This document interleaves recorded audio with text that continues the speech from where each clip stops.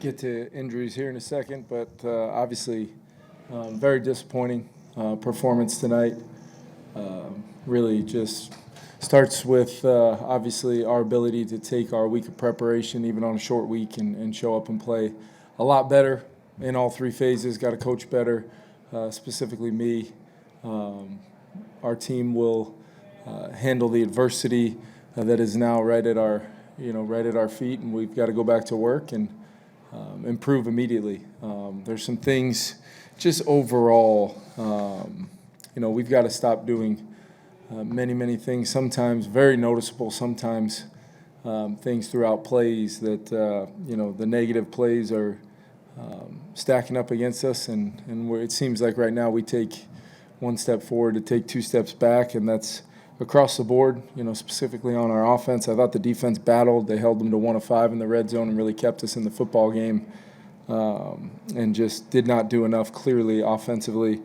And anytime you lose the turnover battle, have more penalties, you're going to have a hard time winning a football game, no matter what you try to do. And I thought our guys stuck with it, hung together, showed the type of team togetherness they have. But in the end, we've got to start executing at a little higher level, and that's as an entire group, and that's me included. So we will go back to work and attempt to have a really good post-game tomorrow, where we all look inward first and try to improve, find the little things here and there throughout the game, even if somebody played fantastic, and I'm sure there's going to be some performances where guys did play well.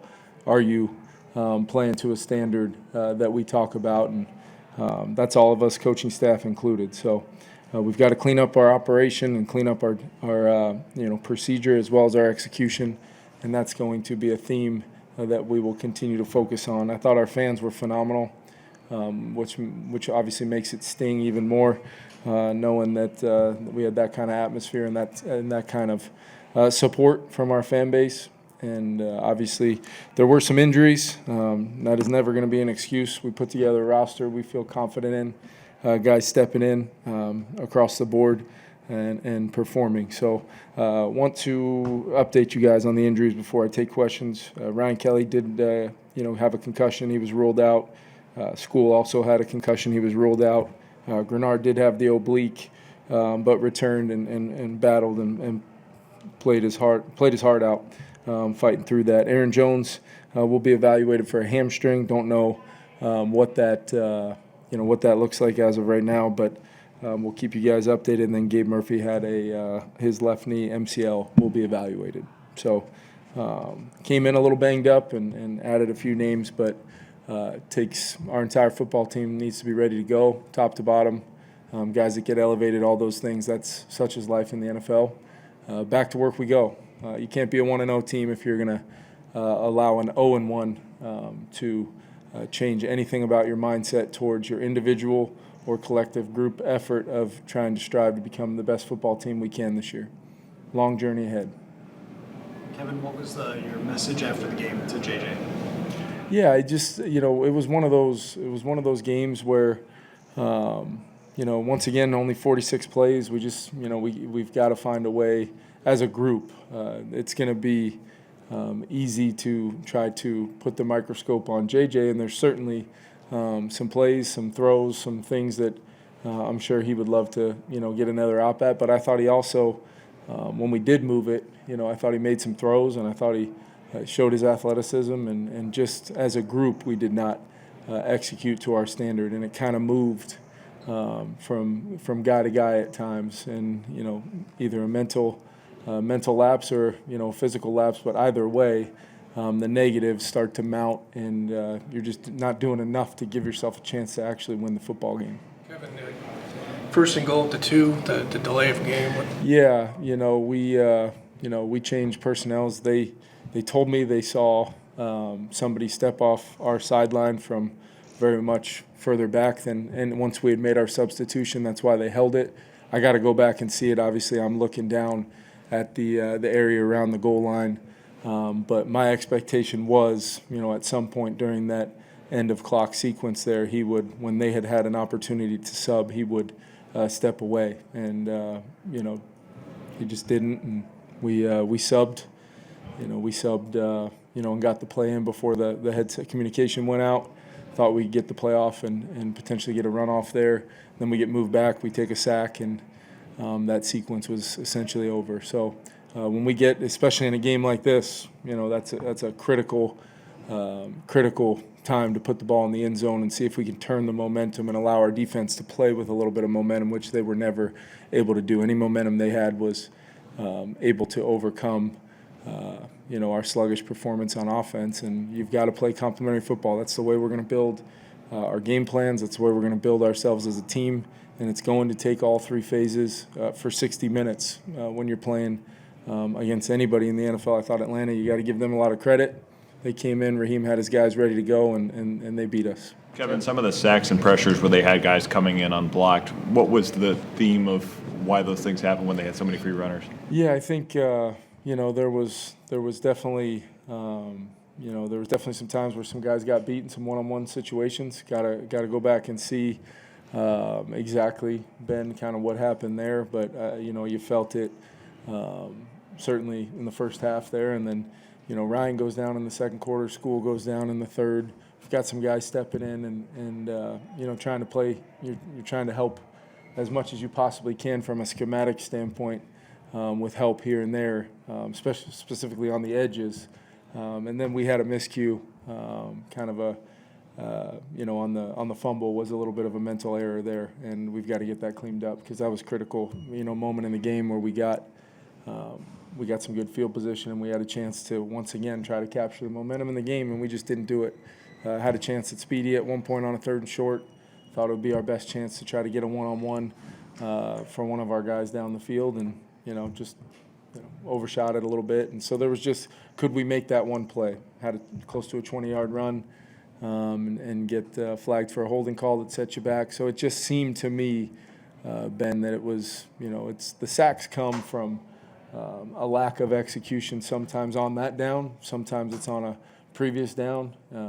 But 46 snaps, and I believe we had 49 last week. We just got to have more plays. We got to possess the football. We've got to find a way to stay on the field longer because it's an important part of how we need to play as a team, especially against a team like that. On that sequence you mentioned with Speedy, I think the ball's around 30, 28, something like that. 4th down, do you think about that, or is it? Yeah, we fumbled a snap early on when I was pretty aggressive there with that 4th down early. It was inside of a half a yard, and it looked like the ball came, JJ might have bobbled the ball a little bit, and then we didn't get that, gave the defense a short field. They held them to 3.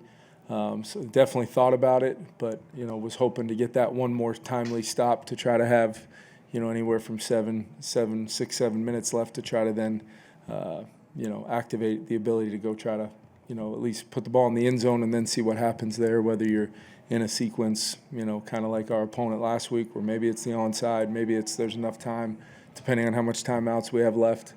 To ultimately try to see if we can get back in the football game. And then at the end, obviously, I made the decision, we were kind of in a freeway situation, let them score, and knew it was going to take 2 scores and 2 2-point conversions, but at least we would have the ball with some time, and unfortunately just didn't do anything with it. Kevin, how much of the lack of rhythm offensively is in some way to be expected with a quarterback in his first 2 games versus how much do you feel as if it's just been more lack of execution maybe? Yeah, I think, that's one of the things that, we are definitely going to talk about, as a coaching staff, because, like, first half last week, when you're talking about, okay, you're on the road, maybe there's some, first time on the road and things like that, communication can be tested, and I thought we improved as the game went on, specifically in the second half last week.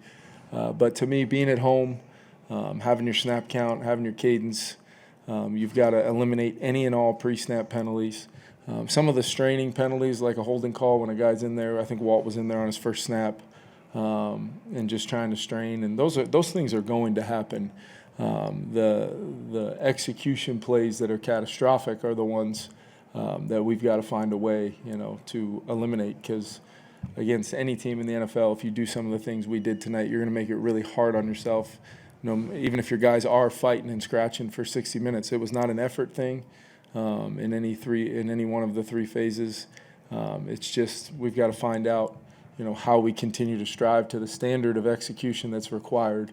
Like I said, even if a guy had a clean sheet for the whole night but had a catastrophic error, specifically around a young quarterback too, that's where we've got to try to find to elevate that bar and have the cleanest possible execution around him. That's why we put together the group we hope to put around him. Obviously, when you've got your backup center coming in the game and then your third tackle, playing a significant amount of snaps, it's going to be hard. But there's probably 10 teams that went through similar things today around the NFL. So you can't. I don't look at that as you obviously adjust and you try to help any way you can. But to me, the type of roster and team I believe we have, and I know we have, the expectation is we're going to do what's required to win a football game, and then we're going to compete down to the very end. Didn't think we did that tonight, specifically on offense from an execution standpoint, all around that huddle. And we've got to take a look at it. Guys got to try to find, look at themselves very much so. Like, am I doing everything on every single snap, all 46 of the snaps? Am I doing everything to do my job and be a trusted guy in that huddle? And once we get to that point with the type of guys we have, get as healthy as we can, I've got all the confidence in the world that we are going to, move the football and score points. This is going to be a process, for our team, and our young quarterback's going to, make some plays. He's going to, make some unbelievable throws, which a couple of those throws there that got us down to the 2 I thought were big-time plays. And then other times he's going to, have an attempt and just miss something a little long, and, we'll go back and try to fix it. But sometimes the fundamentals are going to be right, the techniques are going to be right, and he's learning on the fly right now. And the way you overcome that is by the full group's execution level being to a certain standard that we can go try to compete and win with. On the fumble that JJ picked up around the goal line there, looked like he was trying to get a pitch off to Jordan Mason. What happened on that play? Yeah, it was kind of a play pass. He just dropped the ball. It was kind of a play we've been practicing for a while. It just happened to drop the ball on the play, which is tough because you end up in a situation there where we might have had Justin potentially there with them kind of selling out to stop that play. Good sell by the guys up front. We just dropped the ball, and then we're trying to find a way to get the ball in the end zone from there. He was able to pick it up and at least get it thrown away, and then we had the sequence with the delay and then the sack, and then we were third and I believe goal from maybe the 14-yard line. So that right there in a nutshell is what the night kind of was, and there's nobody that's going to fix those things besides our coaches and players. We've got the greatest group ever in that locker room. I have nothing but confidence in our staff and myself to work with these guys and make sure we constantly chase improvement. And it's early in the season. We're a one-on-one football team that's going to try to win a game this week against a good team coming in, and we certainly want to make sure we play a lot better at home. That's for darn sure. Kevin, those first 2 runs, seemed to be a lot of mistakes, a lot of bad angles and missed tackles. What did you see from the sideline? Yeah, I thought our defense, they tried to scratch and claw and play their hearts out, but I did think tackling, against a good group, they've got some good guys when they got the ball in their hands. We had some players there. I thought Flo, was doing everything he could to try to limit some of those runs and doing some things tactically. And we just missed some tackles early on in the game, and they were able to kind of sustain some drives from it. I thought it improved as the night went on, and then they just fatigued. We left them out there on the field far too much, I thought. Thank you.